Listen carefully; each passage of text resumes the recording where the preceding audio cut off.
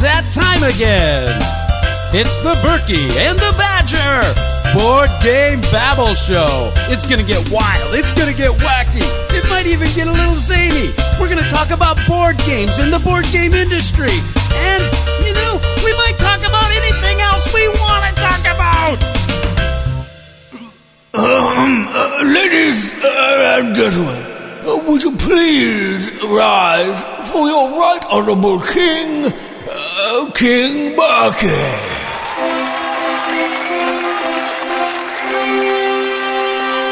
In the land of Babblot, welcome to Berkey and Badger's Board Game Babble and the wonderful kingdom of Babblot. I am your rightful honorable ruler, King Berkey, and I'm the host of this elegant, or not so elegant, podcast, which is streamed live on YouTube direct from Babblot, where everyone is a board game enthusiast, from your humble king right down to the lowest chicken head chopper. That's an interesting chicken head chopper. It says chicken head chopper. And I'm taking, and speaking of talking about the lowest of low, welcome the court jester, Badger. Well, hello. Yes, I know what it's like to chop heads of chickens. And yes, I can't think of the other tongue twister that there is. All right. Well, tell us, Badger, what's been going on in the land of Babblot with this episode 61? Yes, this is episode 61 called Publisher Wars. And in this show, we are going to talk about all the things that have been happening here in Babblot. And then we're going to do a roundup of rumors which have been going around in things that make us go, and then we're going to interrogate our new prisoner here, who has we should disclose his crime a bit later. In in our we're going to go down to the dungeon and we're going to do what game is behind the dungeon door. I think that's what it should be called now. And then we'll finish off with our Babble topic, where we'll be talking about the publisher wars, the problems that publishers have, and the struggles and trials and tribulations.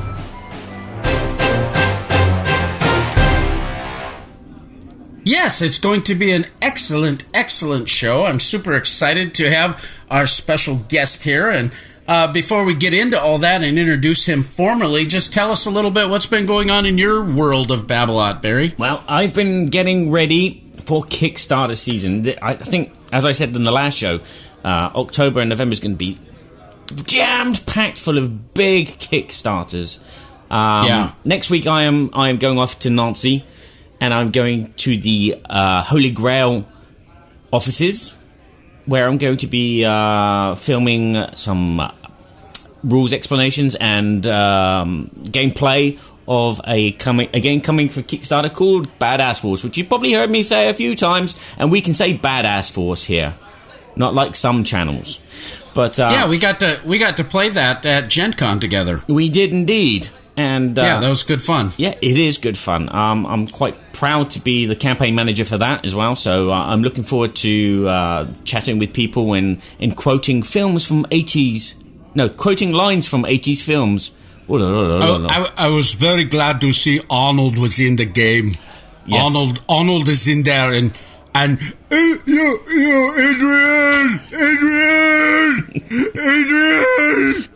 Mickey, don't go, Mickey! Yeah, for those of you who don't know what Badass Force is, it's a game based on 80s action stars, where in the future, you clone all these action 80s stars and you're trying to make a film and you're trying to be the best director there. And basically, you're pitting these 80s stars up against each other while, loading their weapons and doing other things. And you're basically playing their powers. Really fun kind of party style, bluffing deduction game. Look out for that coming November. Yes. And what have you been getting ready for?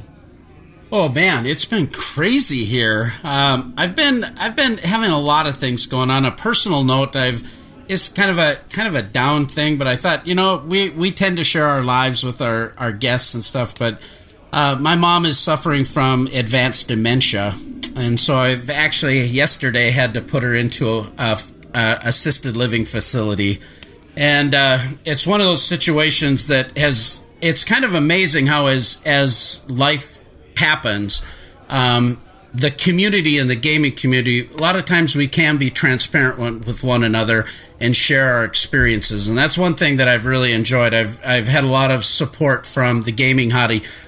I don't tend to whine a lot about it on Facebook or things like that. Every now and then I might say something, but generally I'm able to reach out to some of my closer friends and just say, listen, I'm struggling. I'm having this issue. And the community's just been so kind and gracious to be understanding. It's a little hard mentally to stay in the game with business and trying to manage personal life sometimes, especially with something that's a little bit traumatic like this is. So that's one thing that's been going on. So I've had an interesting couple weeks, been a little bit difficult. But on the other hand, I've been doing a lot of preparing to go to Essen. Woo! And yeah, and I'm like super pumped about doing that. And my wife Joan is going with me, and she's never been to a big board game convention. Okay, so it's interesting. I doubt that she's going to hang out at the show much. While we're there, she's going to probably find other things to do, because I don't think she'll enjoy the scene. She likes to play games, and she loves playing family games with us, but I'm sure I'm going to take her for one day just to oversaturate her and overstimulate her for the whole day. And she'll shake her head at me and, boy, I don't know how you do this. Yeah, she might absorb it like a sponge and adapt really quickly, or she may just think, my God, you're a bunch of kids. Look at you all. But I don't think so, actually. Essen's slightly a different affair.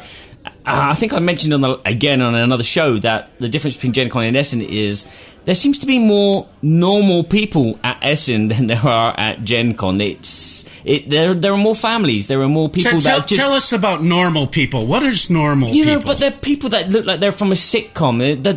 They're not people that look like they've come from Desperate Housewives. Like the Brady Bunch, they're or not people Partridge Family? Or... they just look like, what you'd expect Family Guy characters to look like if they were real. They're just like... with big round heads and stuff like that? Yeah, so... is that the way it is in Germany? Everybody has big round oblong heads that look like footballs? Yeah. Exactly. And you know why? It's because when they don't carry bags, they buy games and then they just stick them in their mouth. Like, they're like chipmunks. They're hoarding for the winter. Yeah. I'm gonna get my bag, my nut, my new game. I need more room. Let's say hello to Rick and Ben and Kabuki, who have joined us on the chat. Kabuki kids in the house. Rick, how you doing? Yay. Ben, how are you, brother? They're all doing good. They're all happy, which is great. And let's introduce someone else, because we've got a new prisoner. Who has been caught smashing stained glass windows in the churches in Babblot. The guards caught him last week. He wasn't using traditional stones. He was using dice. Yes, dice. All colors, all kinds of colorful dice. Chucking them at windows. I do like my colorful dice. I must yes, admit. ladies and gentlemen, we have with us Daryl Adams from Maple Games. Daryl M. Andrews. Daryl, I just have to say, you are one of my. I love it when we get together and get to meet at conventions. You're always one of the most upbeat, happy guys to be around. And I remember first meeting you a couple years ago and introducing. It was this awesome experience we had at the Dice Tower convention. That's right. We were just starting. You tell the story. Well, I love the story. I still tell the story to this day because my wife even references it and tells, it's fun for her to tell her friends, like, oh, my husband's like a board game designer and that's actually his job. But the cool thing is we did business in the pool. Yeah, baby. Yeah, we were... Splish splash, I was taking a bath. That's right. We were hanging out in the swimming pool at Dice Tower, talking shop. And that was the very first time we really... I mean, we had seen each other at shows, but that was the first time we kind of talked about each other's businesses and how we could do some stuff together. Obviously, game topper related. Not yeah, I was just thinking you're talking about you doing your business in the pool. Oh yeah. Hold on a second. Absolutely. So yeah, that was a first. So my wife still the to water this day always talks turns about, blue around you when you do the business in the pool, right? Well, hey, no comment.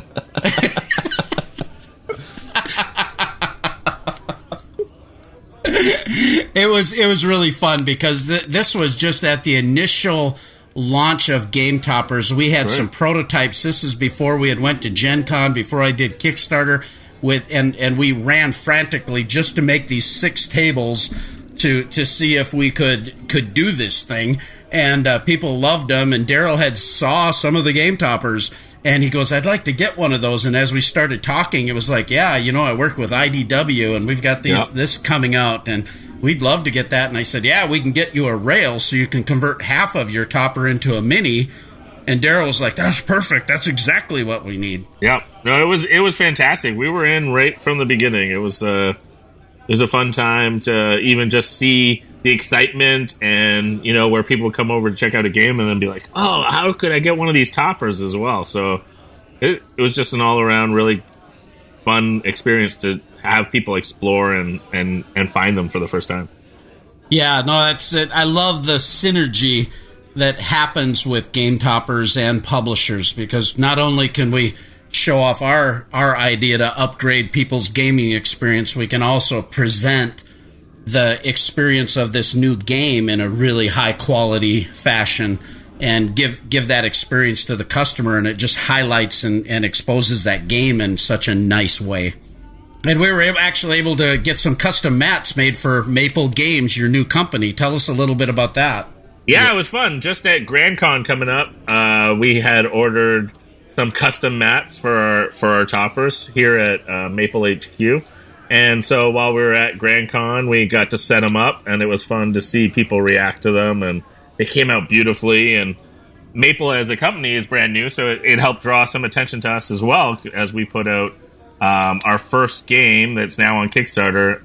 But at Grand Con, we were demoing it so that people could check it out for the first time, and it was a win-win. Like, people were excited. I feel like we sent a bunch of people over to your booth because they were asking us about the toppers and the brand new mats that we had custom made. But at the same time, it drew lots of attention. We got to demo the game to lots of people. So tell us a little bit about yourself then, as far as this is the interrogation part here, but for those that I can't believe anybody in the hobby doesn't know Daryl M. Andrews. But I don't. Look, we're from the south side of Babblot here. We don't get to see all the ins and outs which go on, all the crimes which happen. We get a lot of crime every day, and it's like, it's like commonplace. But when you actually hear about it, sire, these crimes, and you arrest people, then we start to take notice. So yes, Daryl, tell us about Maple. How did it form? What made you become a publisher?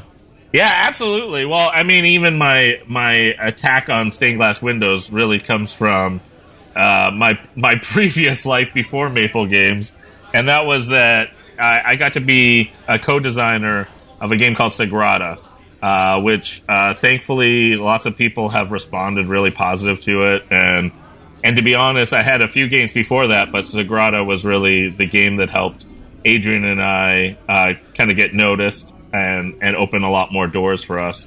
So Sagrada, for anyone who doesn't know, is a stained glass making game with dice. We love dice, and we just came together with that idea. And then since then, we've had a few other games take off. We've worked with... I work with mostly co-designers when I do design work, and so I've worked with a handful of phenomenal designers and about 20 or so publishers. So thankfully gained a lot of experience and learned a lot along the way, and then from those experiences decided to be a fool and jump into the publishing end of things and take on all the stresses of Kickstarters and publishing and all, I love hats, but there's a lot of hats to be worn when you're a publisher. Okay, maybe we should talk about that a bit later in the Babble subject then. Sounds like a plan. Tell us some of the other games that you've designed or co-designed. So definitely some of the others. I have a few with IDW. So, for instance, I did a game called Mine Oh Mines.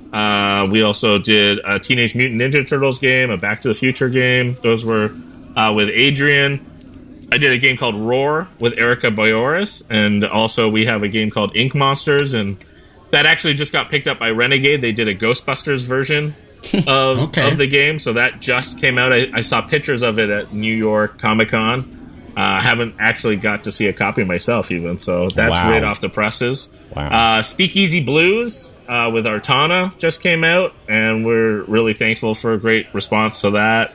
I did City of Gears with Chris Leader with Gray Fox Games. That had a really great reception on Kickstarter and is just about to fulfill. And that's supposed to be at Essen, and that's a big hit for Essen. Yeah, we're really excited. It's been featured on some of the highlight, top 20 type games you need to check out at Essen. So we're hoping people will enjoy it and get excited. And they're at the Gray Fox booth, and I think Gray Fox is in Hall 2. So check them out. I just had a game come out in Target, the Oregon Trail. So that was really exciting to do, the licensed old computer game that I love. So yeah. So a variety of stuff, some licensed stuff, some original stuff. More to come out as time goes on. Some games I can't talk about yet, but hopefully they'll be announced soon. But while I'm doing the design work freelance, I'm also trying to juggle publishing with Maple, and so we're gonna hopefully put out and a half a dozen games a year from a variety of designers, new designers to veteran designers. That's a lot for a new company. Yeah, that's fantastic. And you actually, right now, you're running on Kickstarter, you're running Dragon Boats. That's right, It looks fantastic. We're really excited about it. It's got really cool 3D dragon boats. It's designed by Michael Schock, who does incredible, elegant design games. We think it's really, a game that anyone could play. So if you're newer to games, it could be your gateway game. If you're a gamer and you're looking for play a few games in a night, you could play that and something else, or play it with a coworker. Our hope is it's beautiful, it's well polished, and it's something that you can easily add to your collection and be proud of it on your shelf. Yeah, that's exciting. I backed it. I love the artwork. I thought it just looks cool, and I'm sure with your design pedigree and all that, it's going to be a fantastic game. Yeah, we're pumped about it. We've been spending a long time really making sure it is a phenomenal game, and Michael already designed an incredible game. Michael's designed games like Zularedo, Coloretto, Web of Power, On China, you name it. So he's already like a top-notch designer, and then we got to get our hands in there too and play around with it a bit. So that was a lot of fun working with him.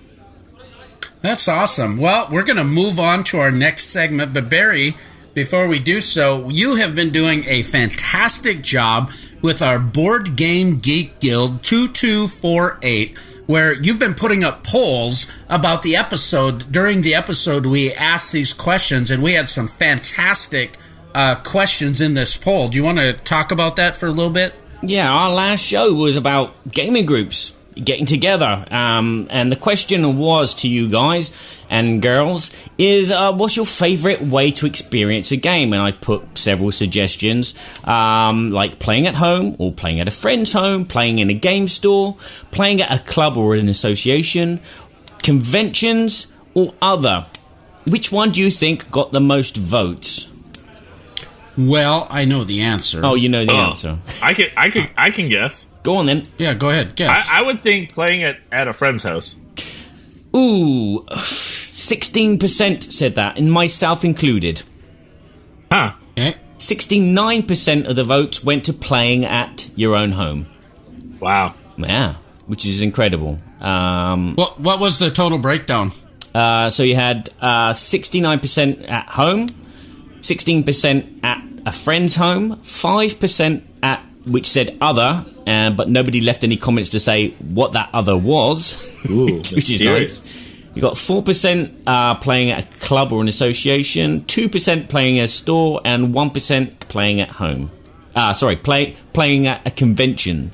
Wow, only 1% at conventions. That's incredible. And we had a pretty good sample size. I mean, there was quite a few people that joined in on the on that poll, right? Yeah, there was. It was 89 votes in total. Wow. Yeah. Yeah, so there was a bit of a sample size. Rick Ortloff says Berkey's home. Yeah, the perk of going to someone else's house, you don't have to clean up. You don't have to... Man, wow. You don't have to provide the pop and beer or nothing? Yeah, seriously. I'd much rather drink my buddy's beer. Yeah, because I know when I'm playing a game at my house and I'm constantly thinking at the back of my head, should I go and ask anyone if they don't drink? And I'm not really concentrating about my game. I'm just like, there's games that I want to play and play at a professional level, with no rules learning. And I've got friends that knows these games, and you just want to sit down and I want to concentrate really hard and thrash their asses because they normally beat me at everything. But it's like, I'll take my turn and then I go, does anyone want something to eat? Can I get you something? Oh, there's no toilet paper left. Oh, I'll go and get some. It's like... And so I'm totally distracted, and my strategy at the beginning of the game is totally gone halfway through the game, and I'm thinking, oh, I've made a mistake. I shouldn't have moved there. I shouldn't have done that. And it's like, ah! So going to someone else's house, I don't have that stress. I can just go 100% in the game. Tunnel vision. Totally. So that's why I voted that. Yeah, you get into hospitality mode, and it is a little bit different, but we love having people over to our home. And we try to do, just here it was in late August, we actually scheduled a day to play Twilight Imperium, 4th edition, and we had 6 people here, and it was the big whoop-de-doo, but you got to plan pizza, you got to plan breakfast, and so Joni's making monkey rolls, and you got to break so you can have food, and we love to do a lot of food. Sometimes I'll smoke a bunch of meat, and we'll have a great big rib fest or something going on when we do it, So that's always a good time. But we used to do Tuesday night game nights at our home, and we were pretty consistent with every Tuesday. And then after Game Toppers blew up, my bandwidth for gaming in the evening dried up very quickly.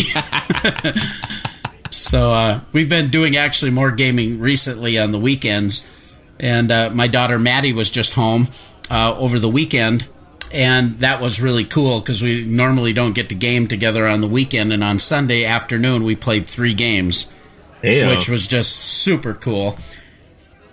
And now from our sponsor, Academy Games.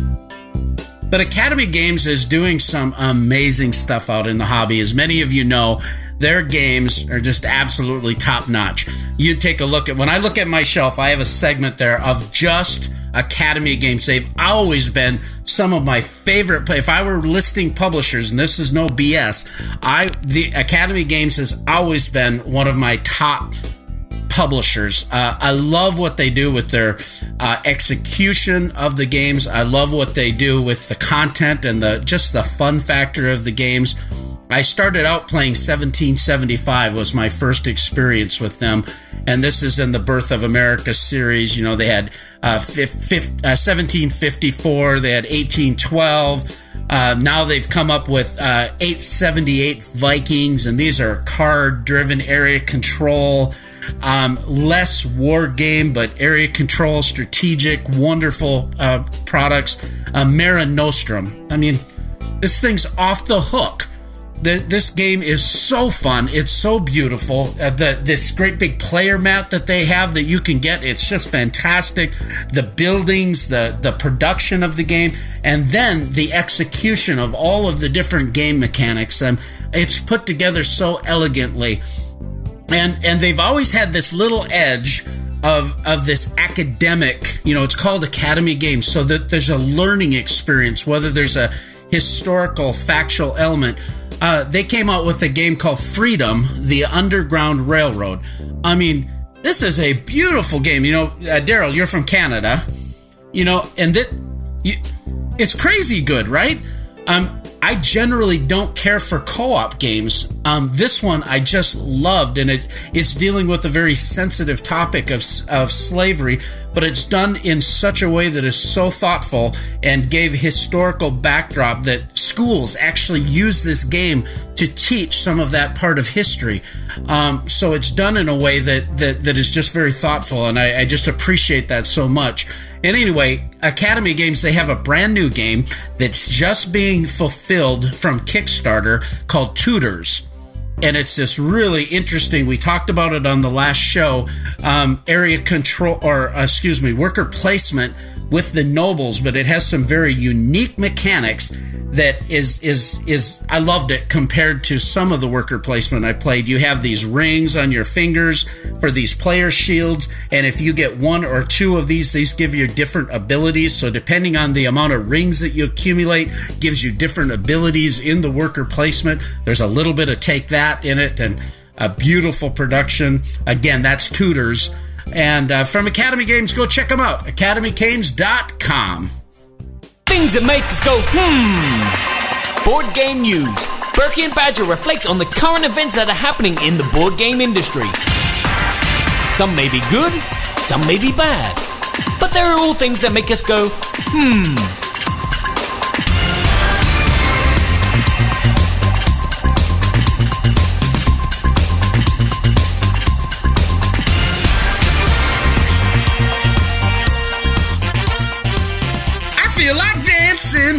I feel like dancing. Oh, no.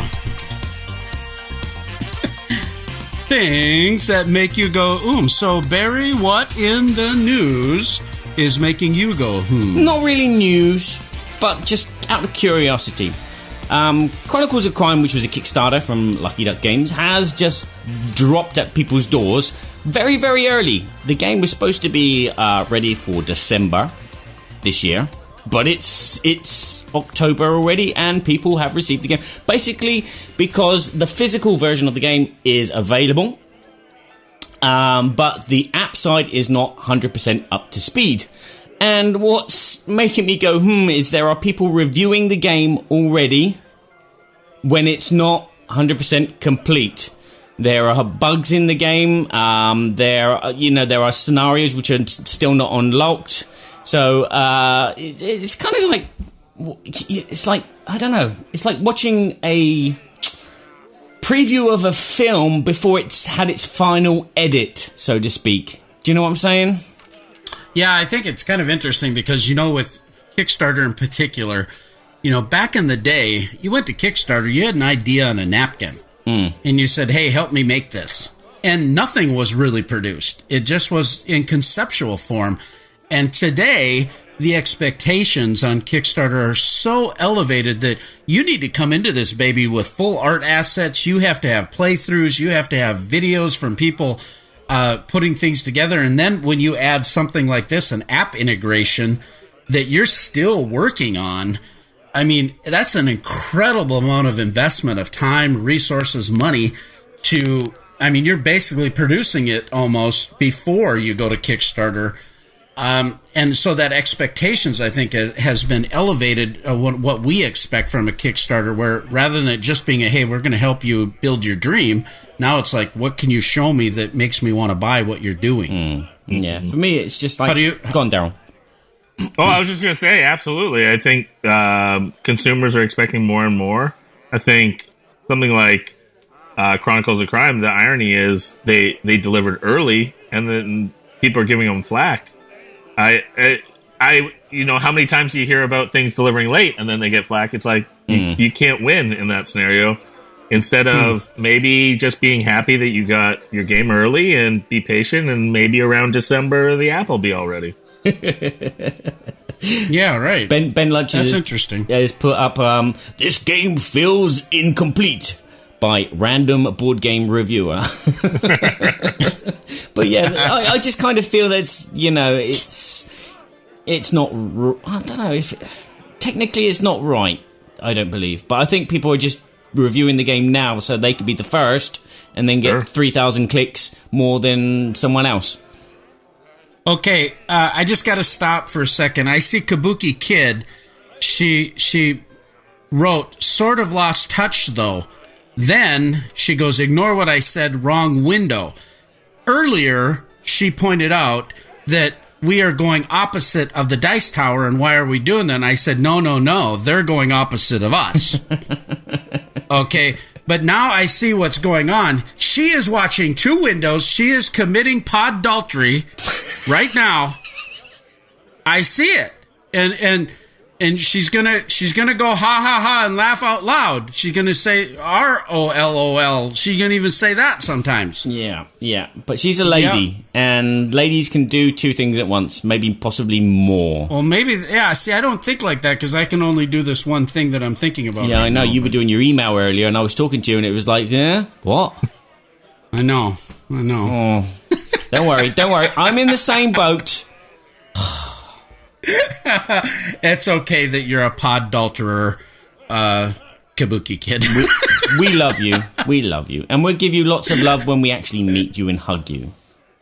Absolutely, I'm looking forward to the day to meeting Kabuki Kid. She's been so great to be on the show and have a lot of fun with us. Yeah, she's great everywhere. Every live stream, she's there. It's just like, wow. She joins on the Alaboom. She's always on Robert Oren's channel, Yep. so I get to talk with her in the chat every now and then. Yeah. So, what's been making you go, my Well, king? there was a couple things in the news that made me go, and it was interesting. This is a little bit on the business side of what's happening in the industry, but I've been following... Was there a pool involved? Yeah, we did business in the pool. Okay. Did lots of business in the pool. I read this notification. This was on a screen right above the pool. You know, at night when you watch the movie, this came across the screen, made me go, Oh, it's like an outdoor cinema pool. In the pool. It's not a drive-in, it's Absolutely. a business drive-in pool cinema. Yeah, without the things on the... You don't drive in with a car because cars don't work in the water very well. Yeah, they do. But I've seen James Bond have one. Oh, you're right. You're right. I stand corrected. I think Thunderbirds have one as well. Everybody has one. I just don't know about it. I'm out of the loop. Yeah, I don't think John the Baker doesn't. No, he doesn't. I think he has some rats that he makes as slippers, but that's about it. I think Doc Brown has one. Yeah? Yeah. But it's in the future. Okay.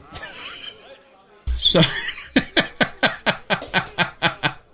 Yeah, this is what you got yourself into, Daryl. Absolutely, brother. The stakes were made. Yeah, and he can't escape. He's in his cell now, and he's having to put up with this over This is part of the torture. This is what we do. Yeah. This is how we rehabilitate people. Yes. So, what I found interesting is a little bit of a business note, and I've been following a couple things in the trade. Some of it is directly related, some a little less, but Toys R Us, many people know, have went bankrupt, and they were having a lot of people coming in, creditors, to go to auction. They thought that they would receive about 22 cents on the dollar. Creditors were the ones that were pushing for this. A lot of the stores have closed and liquidated their storage assets, all of that stuff. In addition, another company that is, Toys R Us had a lot of toys, but they also had a game segment that was a little bit more the big box type of games that you would see in Walmart, so forth, but a few of the hobby board games. And you were seeing them move more into the hobby board game market and the crossover of toys. But then we had Barnes & Noble, who have really been moving... it's been some crazy drama. They've been moving strongly in the board game market. So there's been some great activity there. There's talk of them setting up their coffee shops to be able to facilitate gaming in those environments, to attract people to the store.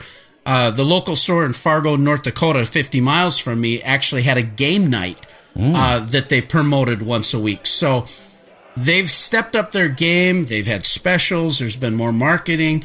But internally, Barnes & Noble has been losing a lot of money the last few years.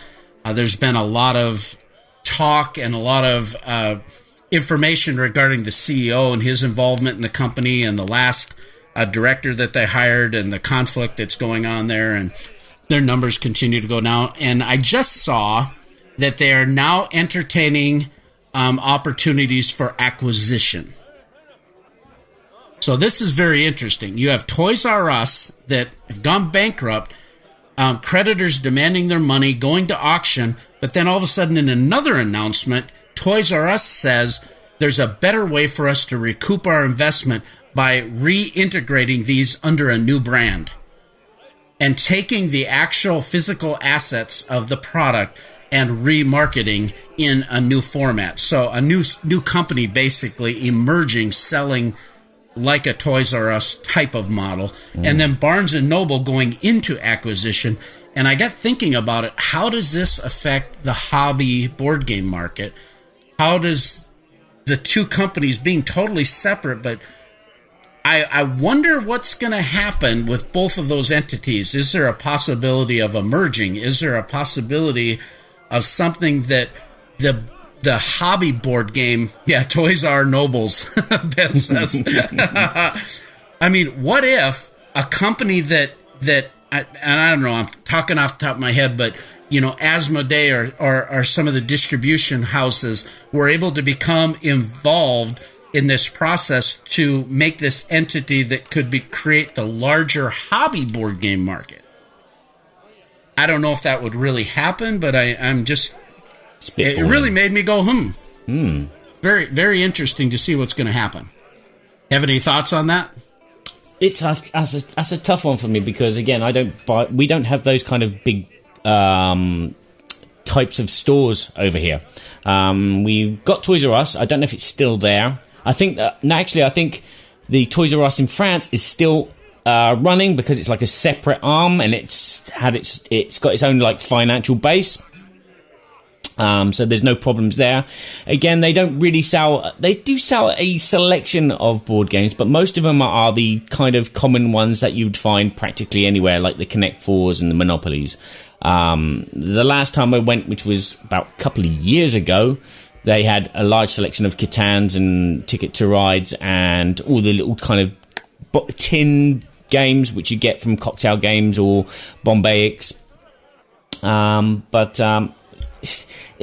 I can't really comment much more than that because, again, it's going to affect the world somehow. But I think a lot of people might just automatically go to Amazon because Amazon seems to be just, I don't know, going to take over the world, I think, one day.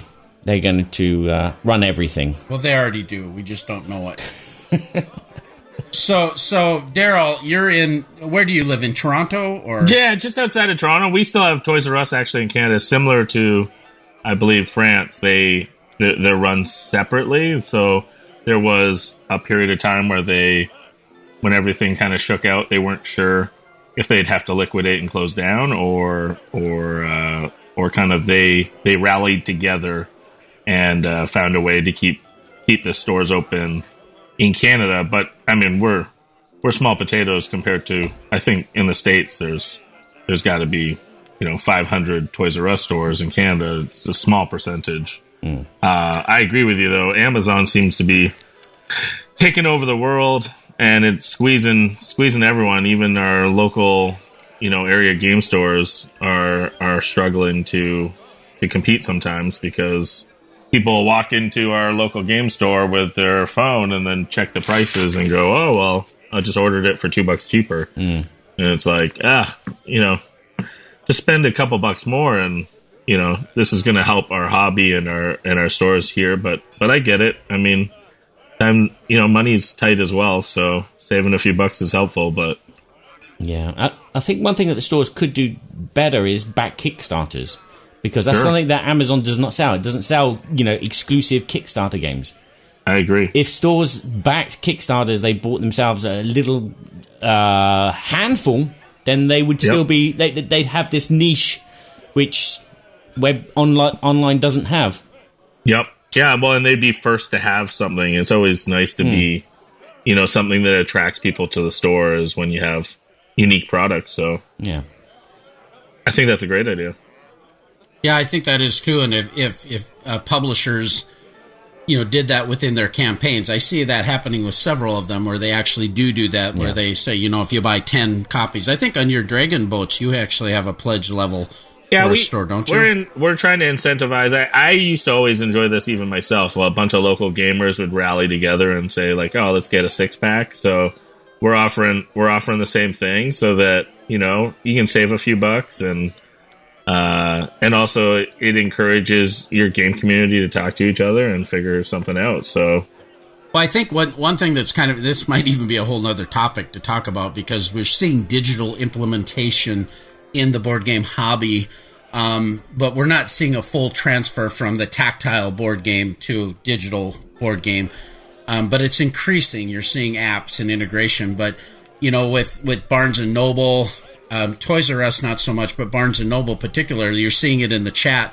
People talking about CDs and digital video, digital music. Back in the day, we were grabbing hard tactile product, and now it's just so much easier to deal with that digitally, and that's had a big impact on the music industry, on the retailing community, and so forth. I used to work for Blockbuster, so I knew it firsthand. I was just reminiscing, seeing a movie where people were picking a video in the video store, and I thought, man, like, people don't even know what that is now. No, right. You're going to love Captain Marvel then. Yeah, and you talk to people about VHS. I tell my kids about stories. We tell them about the rotary phone. I still remember this.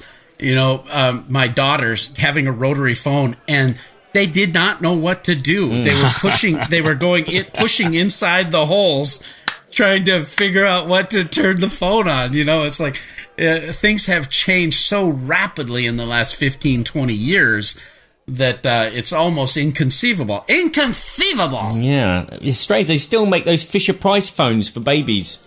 We got one with the rotatory number thingy doobie. Funny. And you pull the cord, the eyes go up and down. Well, we have another sponsor, Badger, for you to talk about in Arcane Wonders. Arcane Wonders, who have given us such wonderful games as Mage Knight, Sheriff of Nottingham, and Royals, have recently had Critical Mass, a mech versus mech game where players will be battling back and forth to try and see who's superior, and their recent release, Senshi. Senshi is a 2 to 4 player abstract game where players are warrior monks, all training under their watchful eye of their master to try and be their next master themselves. It's a quick playing strategic game where you will study, train, and test. These are 3 different methods to collect chits. The object of the game is to have the most of one colored chit, but you have to be careful because if you have the lowest number of one of the colored chits, you are actually eliminated.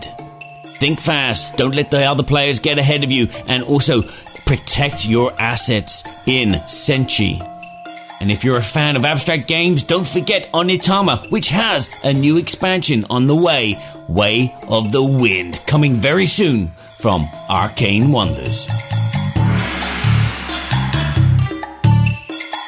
I tell you, we've been with Arcane Wonders now for the last 2 years, and their Dice Tower Essential lineup of games has just been fantastic. But they've got a ton of stuff on the horizon. They did Spoils of War, of course, that I was involved with, which is super fun. Liar's Dice variant that just puts Liar's Dice on steroids. And then also Ruby, which is one of the big IP games that they've done. They did all the production, and Brian Pope, the owner, actually did all of the game design for Ruby, and this has a huge cult following. I mean, they have like 7,000 viewers of the Ruby animated series, so that's a big deal to that audience. So very interesting, and just great people, great production value, great attention to detail. So love Arcane Wonders. Check them out at arcanewonders.com. Welcome, everybody, to What Game is Behind the Door.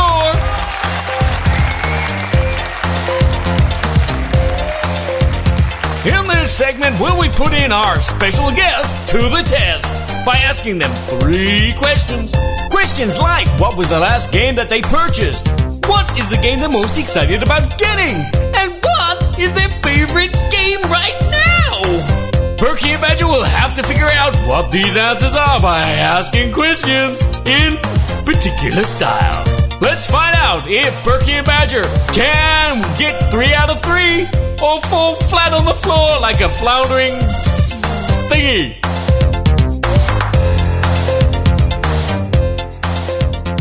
We have here in our dark and dank and dirty dungeon Daryl Andrews, because of his bad habit of smashing windows. And also, we've just found out recently that he's been putting fresh cheese in his board games and smuggling it to those sectors in the south quarter of Babblot. We caught him. Wow, I didn't catch him. It was George, the guard. He was on his tea break recently, and we were talking about, I was talking about John the baker. He didn't have any slippers, so he cut some rats up and used them as slippers. But anyway, we are going to interrogate Daryl with some questions. We're going to ask 3 questions and find out his popular games and the games that he wants to get right now, and also stuff about board games. That's why we're here. We're here for board games.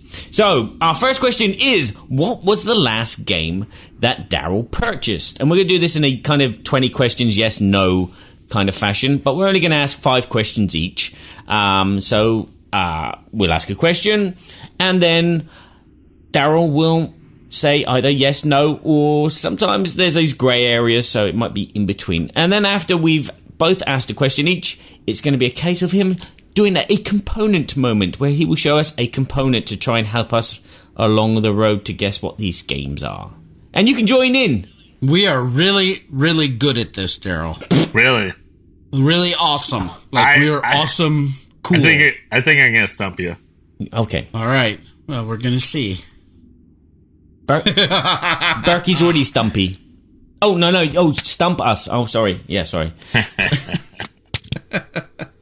Stumpy. It's been a while. It has been a little bit while since we played. I think Scott Alden was the last guest that we did this with, right? Yeah. Or did we have Jamie Johnson on? Yeah. We have him on regularly. All right, so... Question. What was the last game that you purchased? So the question I have for Daryl Andrews is... And those of you that are telepathic, you will know this question by heart. Is it in the size of a standard Ticket to Ride box? No. Ooh. Okay. No. My question is, has this game been released in the past 2 years? Ooh, that's a good question. Yeah, you always ask that too. I know. Let me confirm. Yeah, show us the title, will you? Yeah, I'll just lift it right up. No. Or yes, in the last 2 years. Last 2 years. Okay. Yes. Right, so it's component moment. Daryl's going to hold up a component. We will describe it to you podcast listeners. And for those of you who are watching, join in, see if you can guess. Okay, so the first one, obviously, I gotta go difficult. I can't make it easy. Yep. So, but it's a unique color. It is. It's like a lime pea green. It looks like pea soup. Yeah, pea soup and ham. I like that, actually. I would say olive. More olive. Olive. I say pea soup. It's a wooden disc. Chat, what do you say? Is it olive or is it pea soup? That could be our poll.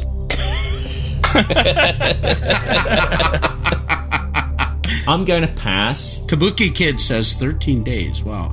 We're supposed to turn the chat off. Oh, we're supposed to turn the chat off. Yeah, we're not supposed to. Yeah, I'm not supposed to look. Okay, I took it off. Yeah.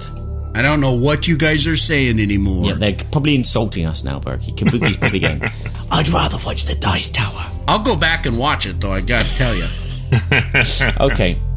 We will pass and go into our next round of questions. Okay, so second question. Is this a worker placement game? No. Let me double check.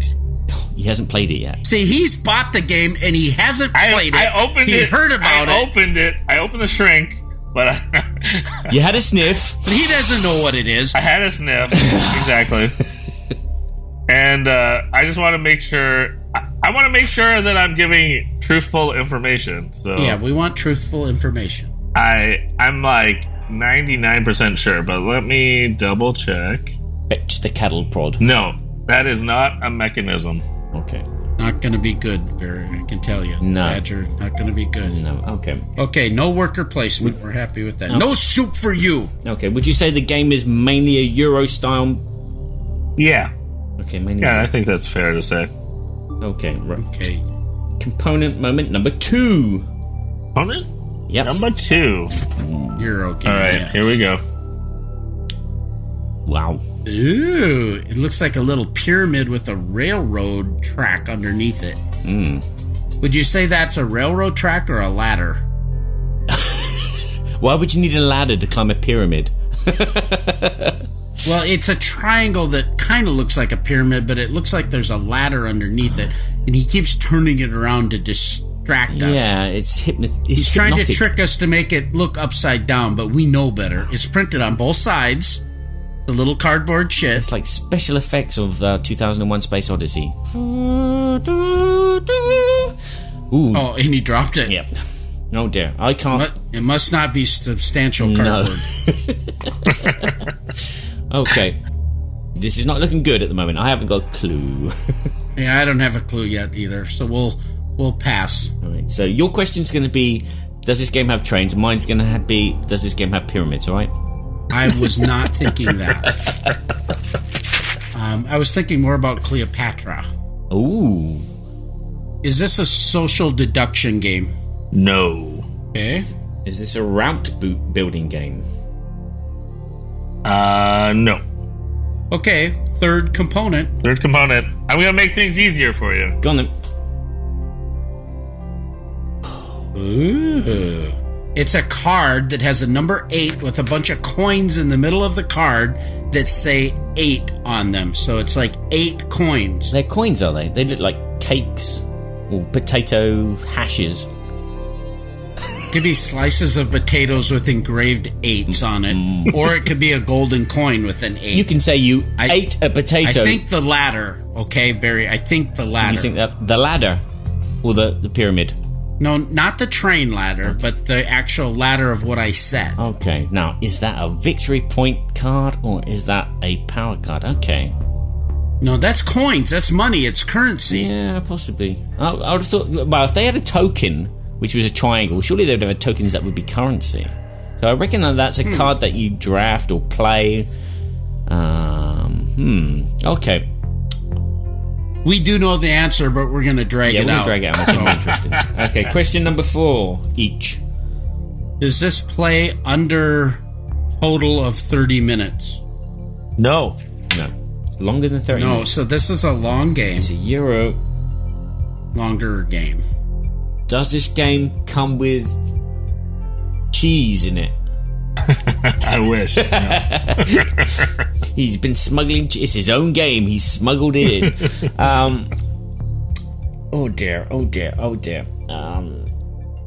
Does this game involve bidding? Yes. Ooh. It's a bidding game. Okay, so we have not a Ticket to Ride game. It's within the last 2 years, not worker placement. It's a Euro. It's not social deduction. It plays in more than 30 minutes, and it's a bidding game. Ready for your next component? We are indeed. Yes. That's got to be victory point. It's a victory point 5. It looks like kind of like a laurel on a stand. I was going to say corn. Number 5. Crop circle, more like. It looks like the Holy Grail, kind of. Yeah.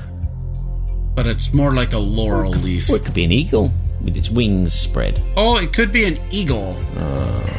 The number 5 on it, so it's a victory point condition. And he's got very clean nails, I must say. Must have he does. manicured this morning. He knew he was going to be on the show. Yeah, he does all kinds of shows. He's a superstar. That's what superstars do. Wow, I'm going to look down the hotness of Board Game Geek because I haven't got a clue. Is this a game that is currently being distributed in the United States? Yes. Ooh. Okay, it's distributed in the U.S. I bought it at my local area game store. Yeah, but that's in Toronto. Okay, so Badger. Does this game have resources? The Euro game. See, every time he doesn't know, he's got to go look at Board Game Geek. He's got to open up the game. He hasn't played this. He didn't even want this game. Somebody said buy it, and he just bought it because he was. If it's his own design, I think he was inebriated when he got this game. He didn't want this game. He was tricked into buying this game. Someone find the plug and unplug him. Okay. That was our last questions then. That was a no for resources. One more component? Last component. One more component, so no. It's do or die. Oh! Okay, it has a cardboard ankh, which is kind of like a cross with a circle on the top. It's an Egyptian symbol. And I'm going to make a guess, a wild guess here, and I'm going to say Cleopatra something architects. That's not correct. No, the last question ruled out fertility for me. I thought it might have been fertility, even though I've played it and I didn't recognize the pieces. Idiot. I'd like to try fertility, but no. Yeah, nice light game. It's a game in Egypt, so obviously it was a pyramid. Obviously it was a ladder climbing up the pyramid. Not train track. It's definitely an Egyptian-themed game. It's Euro style. It's not in the same size as a Ticket to Ride box. It's bidding. Come on, Badger. You can win it for us. And it's a recent game as well. I know one. But mine's still in the shrink wrap. And I betcha it has those components if I opened it up. That's an old game, that is, though. Well, I love the first one. This was the expansion, and I haven't seen it yet. Valley of the King Afterlife. Yeah, from AEG. I'm stumped. I don't know. I'm going to open this up because I want to play this anyway. I'm stumped, and I'm going to have to pass. You've stumped us. Well done, Daryl. So do I show you? Now you can show us. No, we're going to sign you off now. Come on, Amun-Re. That's game. A new reprint. The card game. It's the new Reiner Knizia reprint, right? Well, it's a remake because it's the card game of it. I should have known it was Super Meeple. I'm excited. I love Amun-Re. I love Knizia, so when I saw it at my local store, I had to buy it. Yeah, I heard about them making the reprint, but I hadn't seen it. And man, good one. I didn't know. My friend works for Super Meeple. Well, it's a demonstrator, and he gets all the new games, but he hadn't got that one. That's strange. Well, he has got it, and he hasn't shown me. Okay, so Daryl, next show that we go to, that I connect with you, will you bring Amun-Re, the card game, and we can play it? Yeah, let's play it. And then we will come back and tell all of our fans about what happened. So why did you buy that, Daryl? What? Honestly, I love the original game, and the idea of the card game to me means it's going to be small and compartmentalized. You know, I can travel with it easily. Okay. So if it's anything like Amun-Re, then I'm going to be real happy with it. It doesn't look like anyone on the chat got it. Kabuki was stumped. You even stumped Kabuki, and she's like the resident genius. She knows it all. Yeah. That's awesome that we stumped Kabuki. I reckon we should give Daryl extra points for stumping Kabuki as well. You know, we've never done that before, but we might consider that unless we win the next two. Okay. Yeah. Then we win and we're still on top. Okay, no problems. Question number 2, Daryl. Okay. What game are you most excited about getting? And in this one, Daryl's already drawn an image for us, and we have to guess from this cryptic crayon-colored thingy what the game is. He did this ahead of time. He did his homework. Yep. And I have a sense that this man is an incredible artist. So, are you ready for the greatest piece of art you've ever seen? Yes, we are. Yeah, baby. You ready? Come on. Bring it on. Okay. Oh, my goodness. It's... I think he's copied the box, because that looks like a Stronghold Games castle in the bottom corner. Did you draw this? I drew this. Did your child draw this? Do you have children? I don't. I know you're married, but this looks like 2-year-old drawing. I mean, I don't want to say anything bad. I'm just saying, I guess. can see a sun, a rainbow, and the rainbow's got wind coming out of it with the moon, a crescent moon. Now, it almost looks like there's wheels on the bottom. Yeah, that looks like a car now. That's the front Now end it of a looks car. like a car with a headlight. And so, yeah, that's a grill. That's a grill on the front with a emblem, 2 great big honking headlights and 2 wheels. And so it's like a race car. It says, what game are you most excited about getting? Now, is there anything else that drawing could be? Turn it upside down. It's a woman in the cinema doing a business In the swimming pool. Oh, okay, flip it around. I get it. You know what it is? Yeah, because he's got the down. If you move it a little higher, see, we see our chat. We can't see it, but now I see. Go a little higher, up. There you go. There's the Stronghold Games logo. This is Kanban. Nope.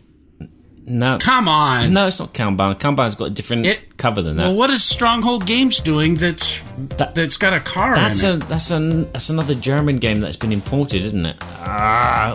Autobahn. No. Autobahn. The Autobahn. Nope. Classic Rolls Royce. Think German. I've seen the cover.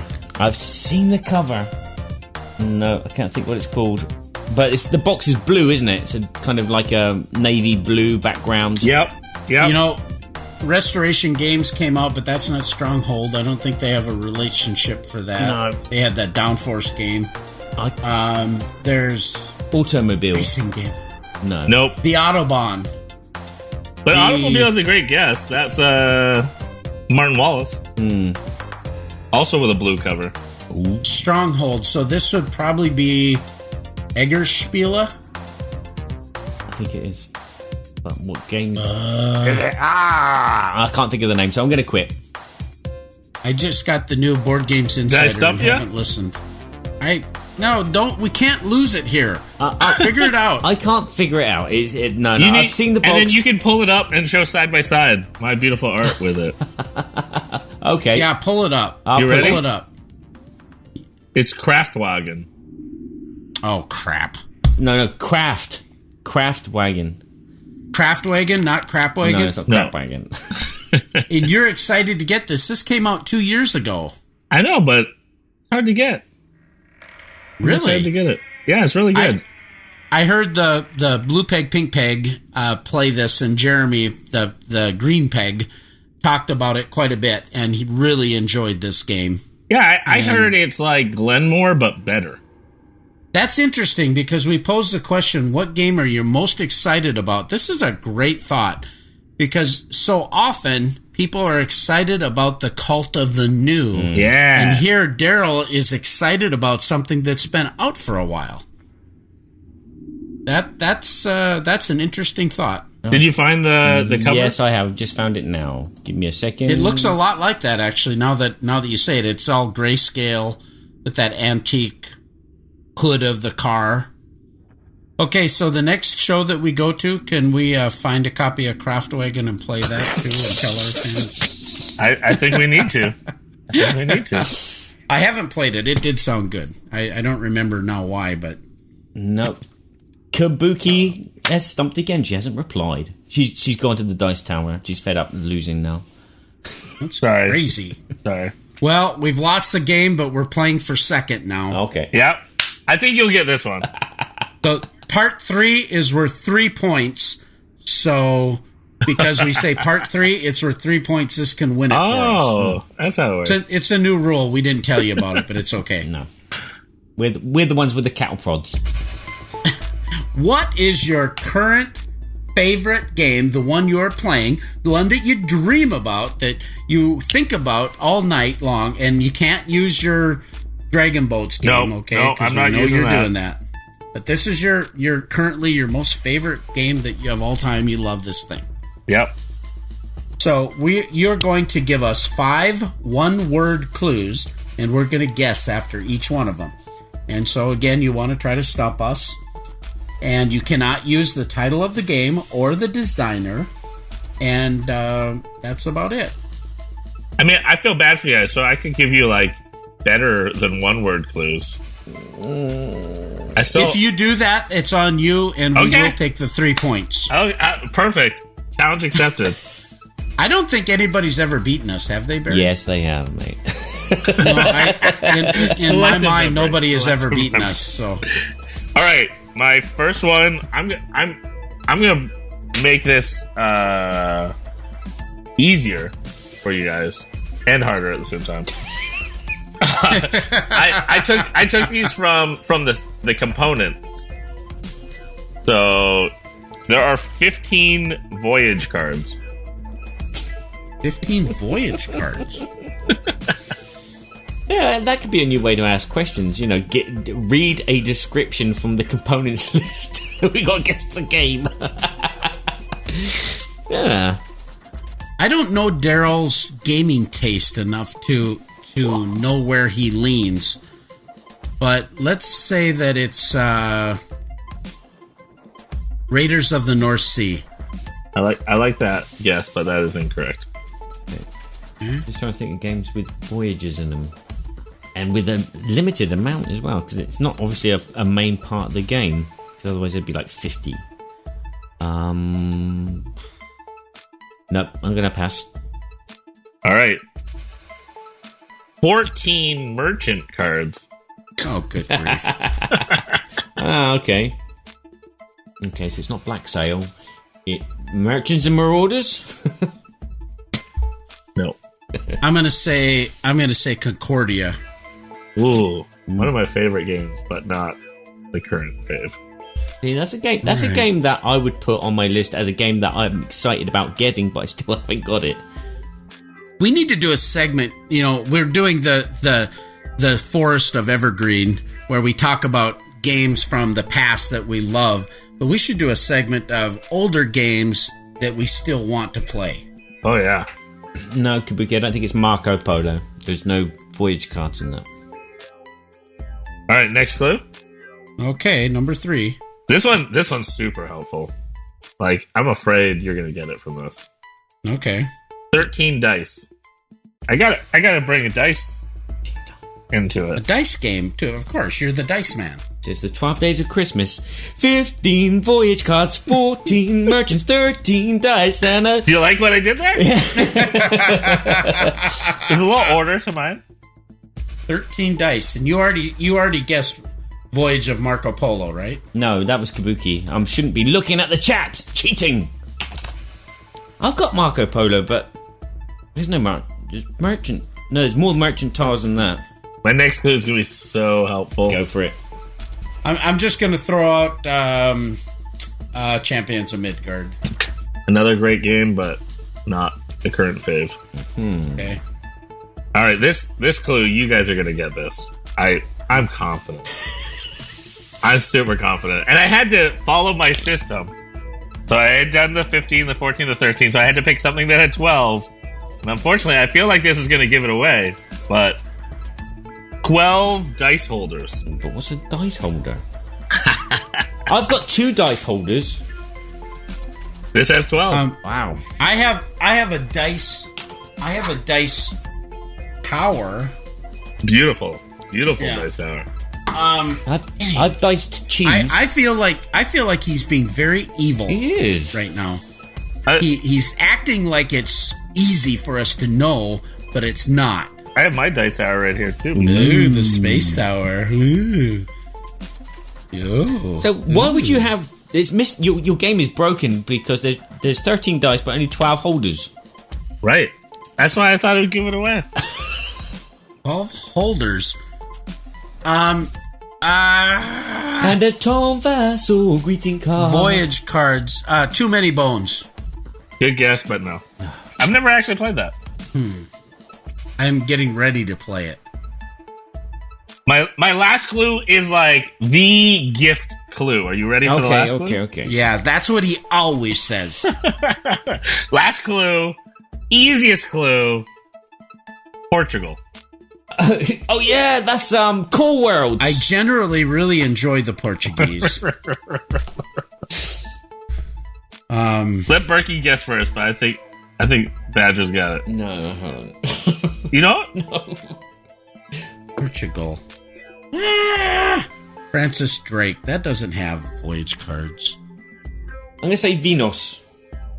Oh, no, you don't. No, wait. That is incorrect. Okay. Dang. Oh, Berkey, it's on you. Come on. I gotta get it. Portugal. Just trying to look at my games. I don't think I have this game. You might not. Ben says, didn't Berkey talk about this game 2 episodes ago? That would make sense that I don't know. Portugal. I think Daryl likes heavier games. Okay. Can we say Lisboa? Oh, another great guess, but you are incorrect. I got it sitting on my shelf of shame. Are you ready? Are you ready to see what it is? Yeah, go for it. Yeah. Dang it. Coimbra. Coimbra. Well done. Was it Ben? Well done, Ben. Ben's got it. Ah! It's awesome. Is it? Yeah, it's really good. That's a Plan B games, right? That's correct. Egert Spiel. But yeah, part of that whole conglomerate. I saw it being played at Dice Tower Con, but I was so busy, in the booth, I didn't get a chance to go over there and demo it or anything. Yeah, so tell us about it. Yeah, so the cool thing, and you're asking about the dice holders. To me, this is the part of the game that's so awesome. And I wish I thought of it. It's like one of those moments where you're like, oh, I'm a dummy. I should have thought of this, and then I could have made this awesome game. But just like they look almost like the towers from Torres. Ah, yeah. And you put the dice in them. But instead, you flip them around, and they fit a die. So then they can hold dice that you draft. So as you, say you're the yellow player, and you draft the orange die that's a 1, you know this is your die, and you use it as a worker. Mm. So you can draft different colored dice, and still you'll know who did it. The yellow player drafted the purple 5. Okay. And so then you use them. So to me, that's the coolest kind of aha moment in the game, is they solved the way to have different colored dice, but you know who drafted them. Mm-hmm. It's neat. It's really, it's crunchy. It's Euro-y. But I like it. But that's actually your favorite game. What was your favorite game before that? You said like favorite game right now. Mm-hmm. Your current favorite. I've played this game I think 3 times in the last 2 weeks, which is a lot for me because all I've been doing is playing prototypes. Mm. So the ability to play the same game 3 times in 2 weeks is a minor miracle. Yeah, right. I totally get that. Yeah, I think one of our guests did talk about this game before as well. So as soon as I saw the dice go in the thing, I was like, "Someone said that." Oh, yes, someone else said it was a favorite game. Awesome. I gotta say, I'm pretty proud of you here, Daryl. 3-0. He took us down. He took us down. I think he's the first player to do that. This is like we always win all the time. We never lose. Well, you'll have to bring me back. I'll have to defend my championship. Now, Barry, if he goes back and does the checking on all of this, we're probably we've won 30 times and lost 10 times, where I think we've won 40 times. So 30 out of 40 would be incredible. It's something like that. Trust me. Don't make me go back and listen to all the episodes again. He's a witch. He's a witch. Does he float? Well done. Well, with that, we are done with our game show with our special guest, Daryl Andrews from Maple Games. What game is behind the door? And we're going to move right on into our next segment, the Babble topic. And now it's time for the Babble, babble, babble, babble, babble, babble, babble, babble, babble, babble, babble, Berkey and Badger's board game Babble.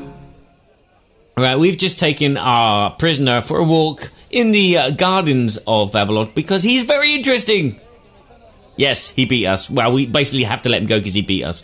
And so we're having a walk around the gardens, and we're talking about the struggles that publishers have? Because I've got some friends, well, everyone in Babblot plays games, and some of them are designers, and some of them have had trouble trying to get their games to market. Some of them have had troubles getting games distributed, and some of them have just fallen into other pitfalls along the way. And so we want to find out from Daryl, as well as discuss between ourselves, why these pitfalls exist and what kind of headache you get, especially if you've fallen down the well thinking it's a pool that you can do your business in.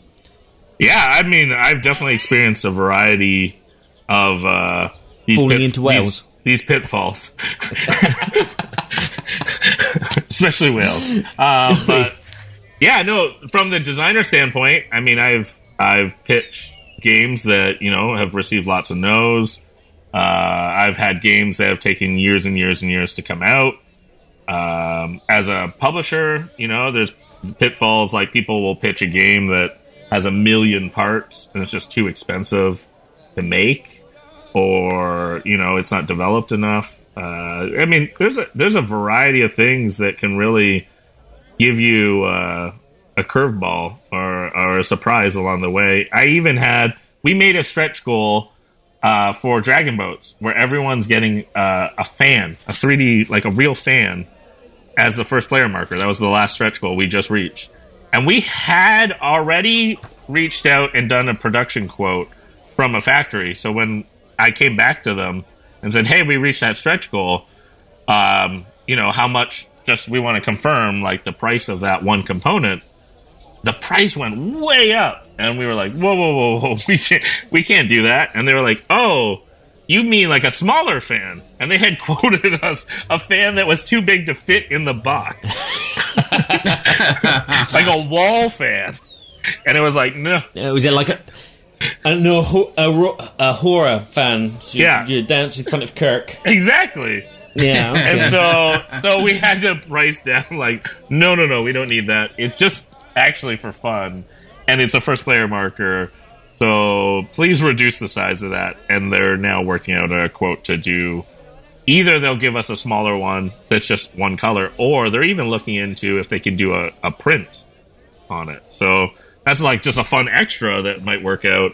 But originally, if we didn't catch that, that could have been quite the problem. I'd like to see Barry do the fan dance. Yeah, I would too. I've tried it, and it hurts. I had to wait for the batteries to run out. When we get a fan, can we get you to do a dance with it? Of course.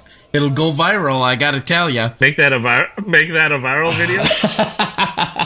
It won't be good, but it'll go viral.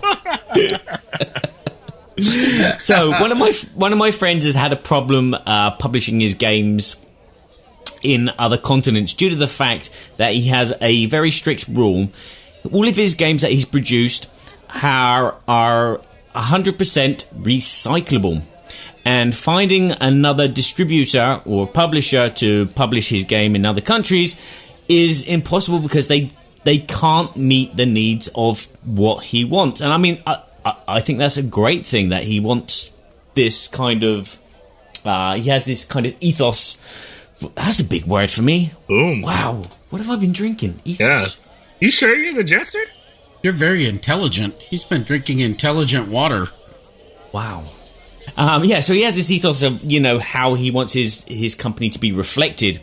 And obviously everyone else cannot live up to his expectations, so he can't get his game everywhere. Yeah. Have you encountered anything like that? Yeah, actually, it's funny. I do some design work with a designer. His name's Sylvain Plante, and he has a polar bear game. It's not the one that everyone saw like a year or so ago. It's another one, but he had designed it with the same kind of ethos.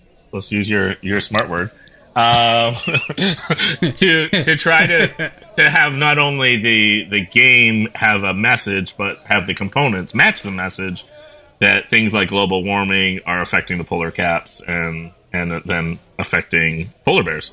So he's been trying to pitch this game, and he's struggling to find a publisher that will take on not only the game but the mission. The other, on the flip side, I heard about is one of the designers of Jenga he has a solo company now where he has manufactured and produced Jenga pieces out of recycled plastic, and the plastic is from nets in the ocean. So like resalvaged and recycled plastic that's stuck in stuck in fishing nets. And he's managed to recycle those and make Jenga pieces out of it. It's a custom, like, special order. It's not like through Hasbro. You have to buy it through his own thing. But I was originally even hoping to try to connect with him because I saw this really cool game I was thinking about signing about you drop black dice, and the black dice represents oil going out of an oil rig. It was spilling out, and the dice tower was the oil rig. And they kick out in different directions. And so when I saw it, my first thought was, I got to connect the Jenga guy I know, try to make black recycled dice, because then you would have this like crazy cool moment of like you're playing this game, making the world better, while talking about the message. You could have that dice tower that like Queen Games used for, Immortals and Shogun, and where some of them stay in the cool tiles. I shouldn't give it away because he signed it with someone else, so I can't show it. It's on. I actually have it, but it spits dice out in multiple directions. Wow! So it's not just out like the front of a funnel; it's center of like the ocean, and it's kicking out in different ways. And you got to save the sea creatures. Wow! That sounds interesting. Yeah, it's a really cool game, and I don't know if I'm at liberty to say who ended up signing it, but I was trying, so I think it'll be awesome. If you see a game out there that's like that, hopefully they do recycled dice. Companies are quite interested in publishing games which have the theme of saving the world, but making games which actually do save the world out of recyclable parts or pieces that have already been is still an obstacle. It is an obstacle, but I think it's an obstacle we need to try to take on. I know Blue Orange, for instance, is now doing, I believe, I don't know the exact details, but I think they plant 1 or 2 trees for every King Domino purchased. Oh, wow. Oh.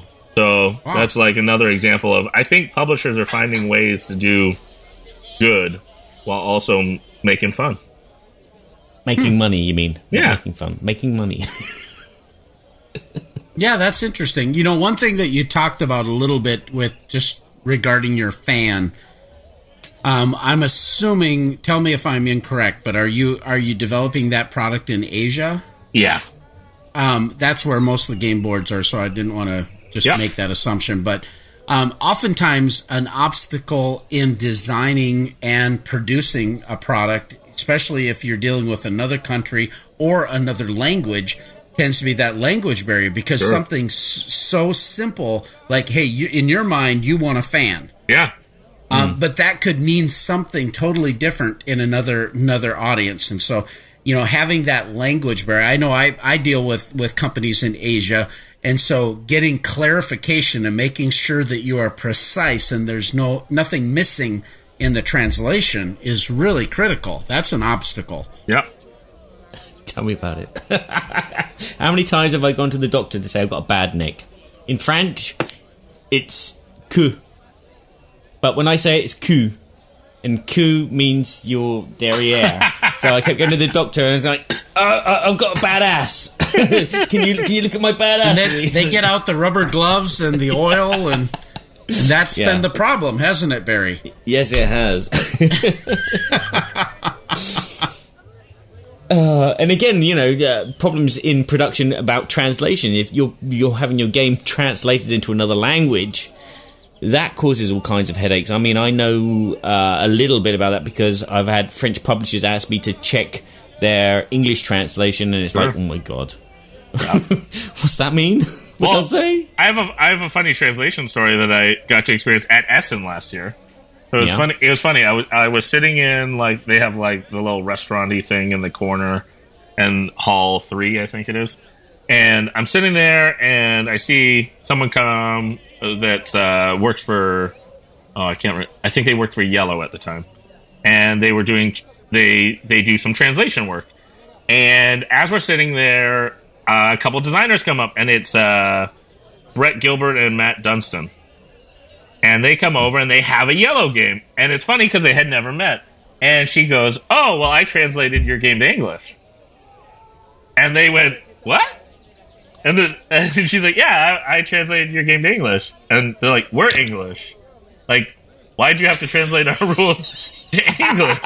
And then she's like, oh, no, because the way we work is we turn the game into French, and then I get hired to translate from the French rules to English. Oh, wow. And they're like, hey, next time, just let us know. We'll just send you the rules in English. And she should go, no, because I want to be paid. Yeah, I need a job. That's funny. Oh, dearie me, that is funny. Well, you've had a little bit of experience with that translating into French, correct, Barry? I find it easier to translate from French to English because, I don't know, I can read French quite easily and understand. I have the mentality of a board gamer, so it's quite easy to like put something into the right frame of mind for the game. But translating to French, I'm not a very good French writer. I don't know how to write. You know, I go out shopping and I have to write a check. I don't write the check. I give it to them to write the check for me because I still can't spell dece. For me, it's D-E-S-E, dece. But anywho, translation it can be a bummer for companies, I think. There are some companies that want an exact translation of the rules rule by rule, and I've had experience with that, and that's not fun because there's like sometimes you're reading it and you go, well, really they should add another line in here to make it a bit more clearer, and they don't want me to do it.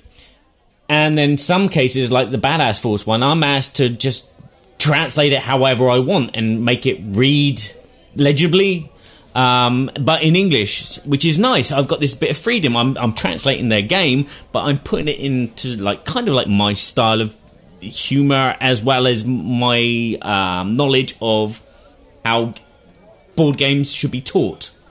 So that's really interesting. But that, as I said, that can be hurtful for your game if you publish a game in another language and the rulebook sucks. I think some companies struggle with that as well, and so it doesn't sell well in another country because no one can play the game, or they have problems playing the game, or it's a bugbear of the game which makes it annoying to get out and verify. Let's think of another big word. Illuminati. There you go. Sorry, my train ran out of steam there. Well, I have a thought, and this has to do with a question that Barry actually had written down, but it said how to sell a game when a prominent reviewer calls the game bad, for instance. I think we have a lot of people. We come from a media content background. You know, Barry and I have been doing content for a while. You also are very prolific in the hobby, doing content for a variety of different things. And when you have somebody that has, let's just use the word influence. In other words, they have some visibility, and their opinion says this game is bad. Again, I feel personally that these are opinions which are very subjective, and they can be influenced by taste, a variety of different factions. If you had a bad experience with a publisher, you might have a bias. There's all kinds of things that go into our opinions, right? Yep. So what happens when an opinion is presented in a reasonably forceful manner? And now as a publisher, you have to overcome that obstacle. I'm thinking of one particular thing. I'm asking the question, but I want to cite an example. I noticed this was about a year ago. A prominent reviewer, and I just won't mention the name, you guys will probably get it, but a prominent reviewer had negative feelings of a game. Stronghold Games, on the other hand, utilized that negative in their marketing and started marketing, this is a game so-and-so hates. Right. But, and it actually created this huge fervor around the game. Sure. This is just a thought, but how do you so you got Dragon Boats coming out. I know people are raving about this. People are going, this looks fantastic. But what do? You got someone that says, oh, I didn't like it. Yeah, no, I mean, it definitely happens. I've definitely had experiences where even one reviewer can drastically change the momentum of a game. I think that example of Strongholds is phenomenal, where they were able to have fun with it and keep it going. And I think some publishers have the ability to do that. I think sometimes it's just tough. It can really, really hurt a game. And so that's where I try to find reviewers that aren't as motivated about getting their opinion across, and instead they're trying to convey what kind of game it is and what kind of crowd's going to like it. I mean, so not saying that I would, I'm not putting words into any reviewer's mouth. I mean, we just send it out and hope, we hope that because it's a good game, they'll notice that. But we also do try to pick reviewers that celebrate different games for different people, and that it's not all about just their own taste. I think in general, I mean, I gravitate to those type of reviews when it comes to movies or books or you name it. I'm not looking for the writer to tell me their thoughts, to be honest. I don't kind of care. But I am looking in those circumstances to try to read between the lines and say, is this something that I'm going to dig?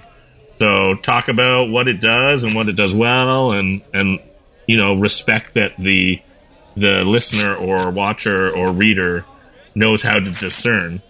I think that's the way to go about it. But there's lots of people that give reviews and it's good clickbait to be really negative. So some people do that. You hit something really big there, Daryl, is that these rant videos, they get a huge following, and I don't know why as a society or as a people group we look for that sensational stuff, but we do. And I don't care for it personally, but it's like those things always rub me wrong. Yeah, but they work, unfortunately. But they work, yeah. Like box opening videos. I don't know how they get so many clicks. They're so boring. It's just like, you just opened the box. Yeah, it's like, well, what's the game about? What is that? How does that interact with that? Ooh. Yeah, we do our first impression segment when Barry and I just do the solo podcast called The Good, the Not So Bad, and the Ugly. Yeah. And so we have this first impression of what we think is good based on a first impression, then a not so bad, and then a ugly. But we hardly ever do an ugly. I mean, this game has to be so egregious that but I'm sure if we focused on the ugly, we might get more attention, because people love to see people get all excited about the negative. But, I've always been of the position, rather than if there's a game I just hate, more than likely I'm just not going to talk about it, because I don't want, I might hate it, but who am I? Why would I want to hurt somebody that they're trying to do something well? Now, if there's people might disagree, and that's just totally okay. If you feel like you need to be the game police and you're there to help people, I get that. And part of that I think is valuable. So, but for me to go, okay, my opinion is I hate this game, and for whatever reason I hate it.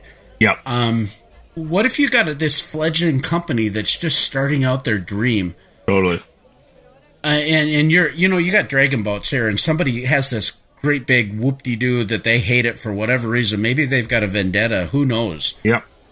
And all of a sudden, that has a negative impact. To me, those are not kind things that we should be doing as reviewers. And again, as a reviewer, I shouldn't do that. A reviewer should be able to take they're supposed to be looking at this as a item, and they're supposed to point out the good qualities and the bad qualities. If they just point out bad qualities, they're not a good reviewer. Yeah.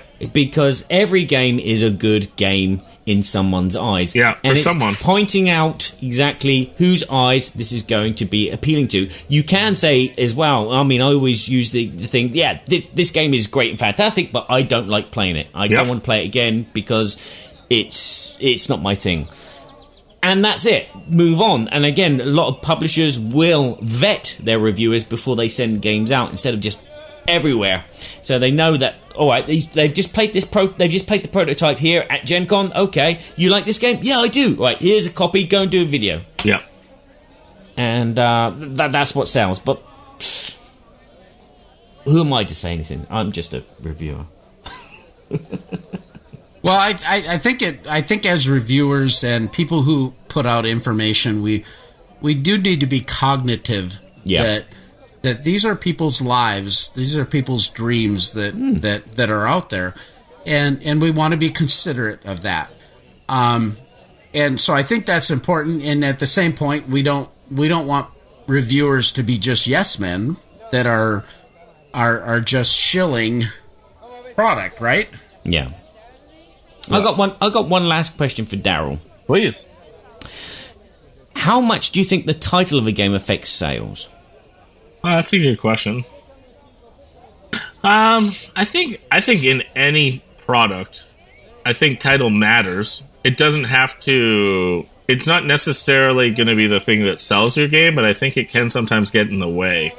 So an example that I have experience with, I did some consulting for IDW games, and they have a phenomenal game that now actually I think the rights are with Pandasaurus called The Game. Yeah. And that is wonderful. I mean, honestly, I've played that a ton of times. I played that game a ton of times. But right there, you see, it is difficult to talk about. It's difficult to search. It's difficult to market. Yeah, you can have some fun with it and you can laugh at it. But it's difficult for a customer to go into a Target or somewhere and be like, "Hey, can I get the game?" Yeah. Like that doesn't work. So I think that's an example of a name getting in the way. But I don't think a name's necessarily going to sell a game. I think every game could be renamed to something. You know, there's nothing that's totally crucial or you have to call it. But some names are helpful. Some names are at least neutral. I like game names that actually are a little different than just like a name of a place. I get why that happens. For example, my friends Jay and Sen, they have a game called Tortuga. That game used to be called Swashbucklers, but there's no German word for swashbuckler.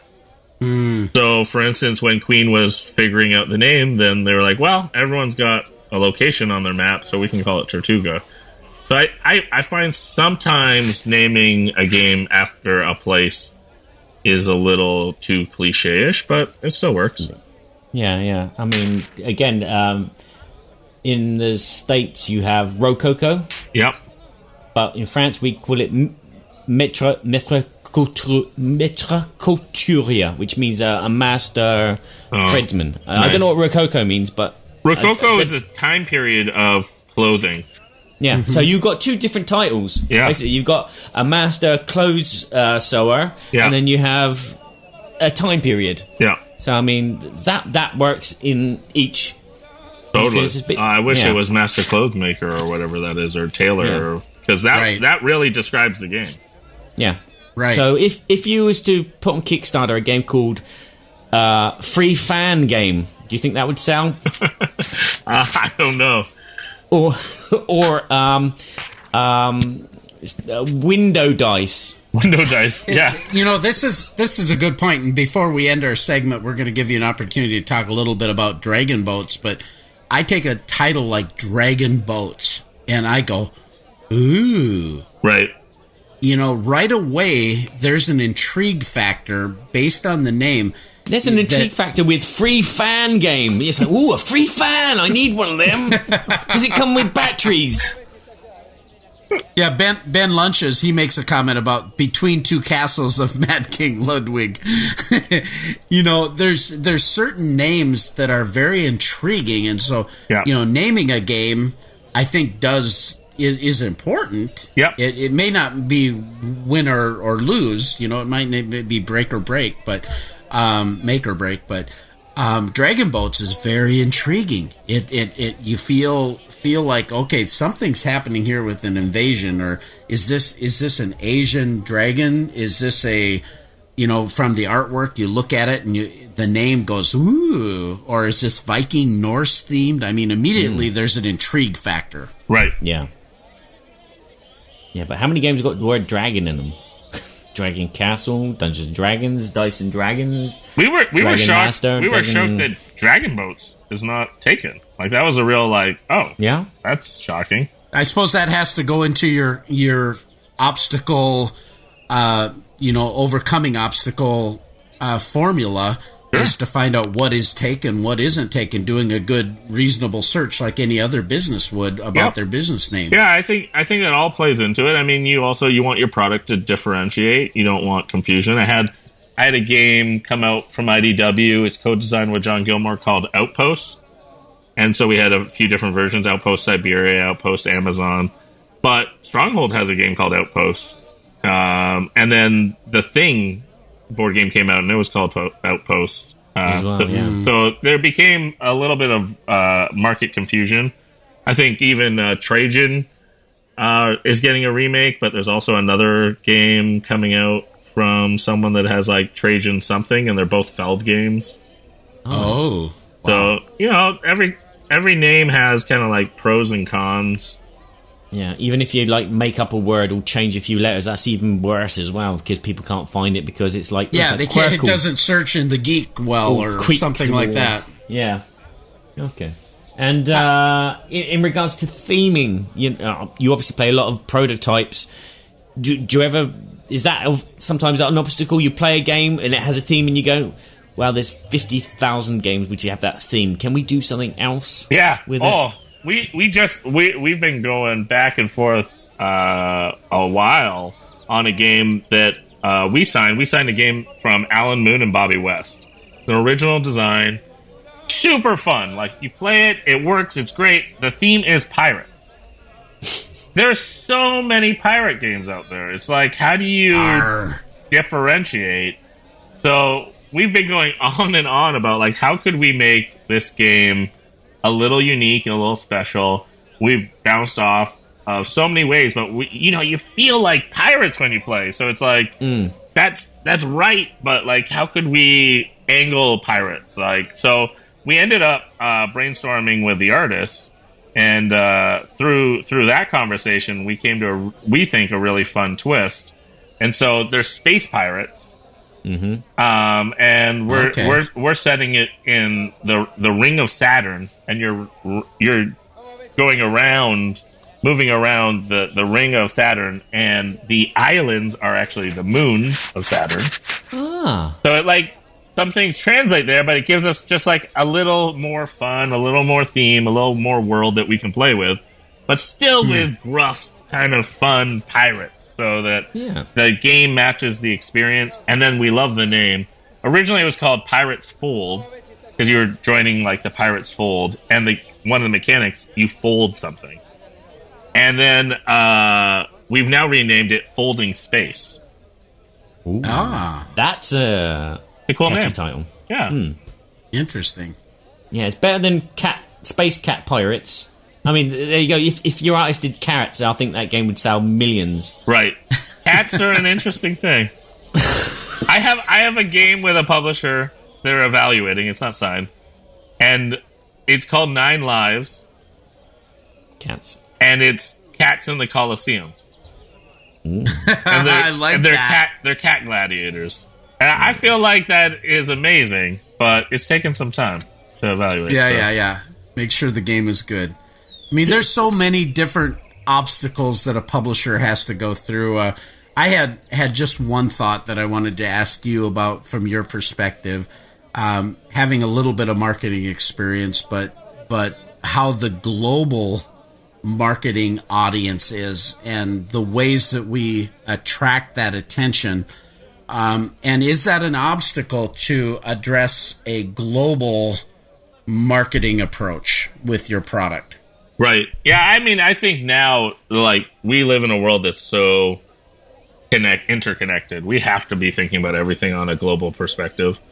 I mean, we have such diverse communities now as well that, like, we can kind of get away with being able to think big by even just connecting with the people around us that are diverse. So I think that helps. I mean, for example, for us at Maple, I mean, we have great relations with our logistics team that's in China. We have we work with Arnaud Charpentier with Madigo, who's in Paris. We work with, we're friends with people like at Colossal, who have, people in Indianapolis and San Fran. Like, we're kind of like when we're having conversations with people, they're literally all over the world trying to figure out different steps to a game. So the whole process now is global, is defining and making the game, but also then thinking of it as a product. We can ask each other, where are we, going to be received well, and how do we do that well? Yeah, I think that's a good point. I just looking at your Dragon Boats campaign that we want to talk about in closing, I saw that you did offer international distribution, and you had that laid out fairly well. But as I'm working currently with Game Toppers, taking that to an international audience, and we've already opened up to go to Australia, New Zealand, United Kingdom, and we're working on relationships with intra-Europe shipping. We already have a nice relationship with Snakes and Lattes in Canada. Yeah, there's a lot of great partners that are doing things well, and finding the right partner and building that relationship, I think, helps a lot. It's also just really expensive. Like, I've fielded a lot of questions where people are like, hey, any chance that shipping could be lower? And it's like, it's just the cost of business. This is, gas is not cheap, and one way or another, vehicles are consuming, ways to move. So one way or another, this costs a bunch of money to get this parcel from China to us to you. And unfortunately, it's costly. Things weigh and are physical, and they're big. And so it's going to... I'm sure it even more firsthand with Toppers, trying to get a big product to people that's phenomenal and people know it's a great value, but then adding that shipping is just like one more thing that people are like, I don't want to pay that, but you do. Like that's and then you're also dealing with VAT, and people who live in a certain portion of the world, they understand that, Canada, they understand taxes for provincial taxes. But if there's a way that we can successfully negotiate a way to get it into the country in a way that it costs them less, with other companies and partnerships and different relationships that are legal and all of that, it takes a lot of effort to develop and understand those things and to get that handled logistically. And there's a lot of skills in that, and connecting with brokers and figuring out, things like duty and all that kind of fun stuff. So it's a steep learning curve. Yeah, because the last thing you want is not to pay enough, and then the boat runs out of fuel, and so they end up burning your stock to keep the boat going. Right. or maybe pirates come get it. Exactly. You didn't pay enough insurance. I actually have transit insurance for that particular event. Yep. That if we have a piracy issue, and it's crazy, but that's the world we live in. Well, I think the show we're nearing the end here, but we just want to give you a little bit of an opportunity. Could you tell us just a little bit about Dragon Boats and your Kickstarter campaign and what the game is about and how that's available to people? Absolutely. So people can find us on Kickstarter now. We're on there for, I believe, another 11 days. And we've already reached our funding goal, but our hope is to reach lots more stretch goals. So we have a bunch of fantastic ones planned. I already mentioned the fan we've reached. But we'd love for more people to join us. Check out the Kickstarter page. When you go there, you'll see videos and descriptions of the game for anyone that's curious about the gameplay. The way the game works, it's a 2 to 4 player game. It takes an hour or less, so it's that kind of nice medium ticket to ride size box, and you get lots of really cool components inside. If you're watching, you can see on the screen. The idea of the game is that you're going to the market, buying up resources. The bidding system in the game is really elegant and really cool. When you place your disc out to go get something, you stack your discs on top of each other, and when you are done placing all your discs, the top person gets to choose first, but they have to pay the cost of the height. So, for instance, you might get in last and be the third disc, but you have to pay $3 to acquire a good. If you're the first one in, you get the last choice, but you only have to pay $1. So it's got this nice, neat, very simple bidding mechanic. You jump onto 3D dragon boats. Again, depending on where you go on the dragon boat, if you go in the front, you get the perks of getting off the boat first and grabbing stuff. But if you're in the back, you get to direct the boat because you're steering the boat. So again, even those little choices like choosing where you're in the boat. And then finally, when you go out and explore the different islands, you're going out there and you're trying to collect the tokens that are on each of the tokens, but you're also trying to area control, get your meeples together. So again, you just always have these little interesting choices of if you want to go on the back of the boat, the front of the boat, if you want to, go to the market and spend a lot but get choice, if you want to, go for that spot on the island because of a cool token. But all of it's really easy to learn. The way I describe it is it's a very elegant design game. Michael Stock designs elegant games where it's easy to learn, but the interaction around the table is what makes it difficult. Is that person going to go for that? Are they going to beat you to that boat? All that kind of stuff. So that's Dragon Boats of the Four Seas, designed by Michael Stock. The art's done by Peter Woken, who is the creative director with Maple. And we really are excited about the game. We're excited to reach some more stretch goals so we can make the even more fancy components in the game. But we already got those 3D dragon boats and some cool stuff like that. We offer a deluxe version or a base model. The deluxe version has all kind of the expansion components inside. So if someone just gets the base, we will offer the expansion later on for an additional cost. Or you can get the deluxe and you'll get everything that you'd ever need for the game. So it's a really great value if you want to pledge up to the deluxe. And then we offer some add-ons, some swag, some maple hats, some maple shirts, and even a maple puzzle that's made by Stumpcraft, a wooden puzzle of the box cover. Wow! I thought some of your stretch goals look fantastic. The production of the dragon boats looked really amazing. I backed at the deluxe level before this show was even scheduled. Right away, I was interested in the product. I love the artwork. I love the production value. The game mechanics look really great. But I love the fact that you added there's a lot of people in this hobby that are good friends of yours, and to proudly wear today I'm wearing a Haunted Game Cafe cap. Yep. Gary from the Haunted Game Cafe in Colorado. Wonderful people that I've gotten to know, and things like these mean something to me. Yep. To wear, and to wear your maple cap. I think it's kind of got this army green look. Yeah, and shirts and things of this nature. I got my Star Wars t-shirt on, and I don't like Star Wars. It's strange, isn't it? But people love swag, and I love the fact that you added that to the campaign as just another way to support you as a person, you as a company, and then also the hobby in general. So, oh, thank you. Yeah, I mean, I've been blessed with lots of great people that I've gotten to work with, and I wear their swag proudly, and I'm excited to see a maple hat or a maple shirt out in the wild. So yeah. So thank you very much, Daryl, for joining us. Even though it was against your own volition. Wow, that's another big word. You're just nailing it. Whoa, what's in this water? Yeah. It's been great to meet you for the first time. Berkey's met you many, many times, obviously.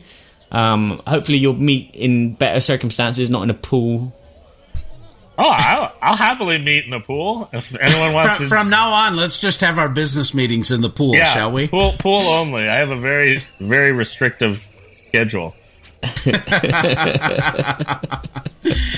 Yeah, this has been a super fun. Hey, we want to thank everybody for joining us on the Berkey and Badger Board Game Babble Show. Where can they find you, Barry? They can find me on BoardGamesEverybodyShould.com. They can find you on BoardGamesTheatre.com. And you can find us here at Berkey and Badger YouTube channel, as well as all those other places. And our Board Game Geek Guild 2248, where I'll put another question up about the struggles of a publisher. Yeah, we can ask people what they perceive as their biggest struggle, or the thing that hinders them from joining a Kickstarter or something of that nature. Probably the problem they have the most is getting out of the pool. Daryl, how can people find you? Yeah, well, I mean, our Kickstarter, if anyone's looking for that, they can just do dragonboatsgame.com, and that'll take them right to the Kickstarter. We have a website, maple.games. If you're looking to connect on other social media like Twitter, Facebook, any of those, you can search for Maple Board Games. Or if you'd like to talk to me direct, they can find me at Daryl Andrews. Looks like Daryl Mandrews. And you can find me on Twitter or Facebook. I love interacting with other gamers. Yeah, that's awesome. Well, we sure appreciate all that you do for the hobby, Daryl. You're a great ambassador of the board gaming community, and we sure appreciate that. I know many people have great kudos and respect for you, as do I. So thank you again. It sounds like you have an interesting rise to glory kind of story. We're trying at least. Starting off as a lonely game designer, and now you're a game publisher, and who knows, maybe your own Amazon. Hey, I'll take it. As well, I'd just like to give a quick little shameless plug. Game Toppers are shipping now. We are totally done with fulfillment and delivered over 1,100 packages successfully. So if you would like to get your own Game Topper, we have several products in stock. We're very limited on the amount of toppers. Have a lot of our different thematic game mats. We have 10 different thematic styles. The Castle mat, the Adventure mat, our #1 seller. The Space mat, our premium red 3mm stitched edge mats. They're all available.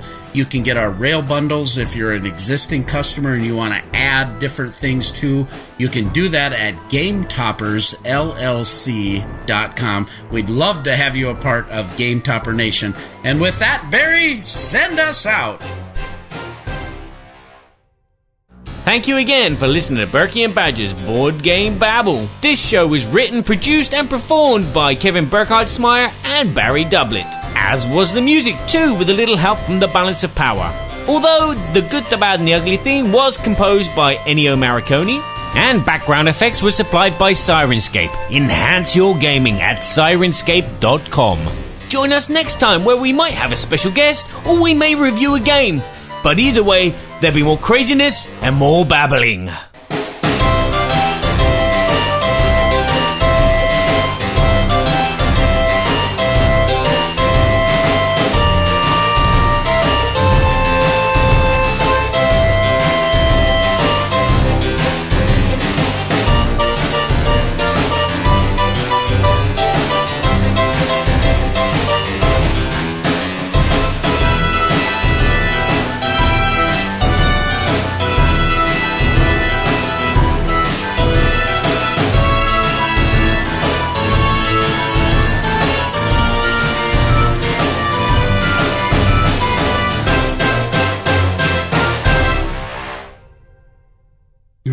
Just twitted it out there.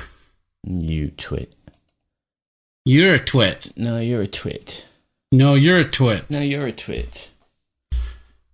Daryl's a twit. No, he's a twoo. No, he's nice. No, he's a twoo. You're a He's a twit nice and he's boy. a twoo. Together we are Twit Twoo.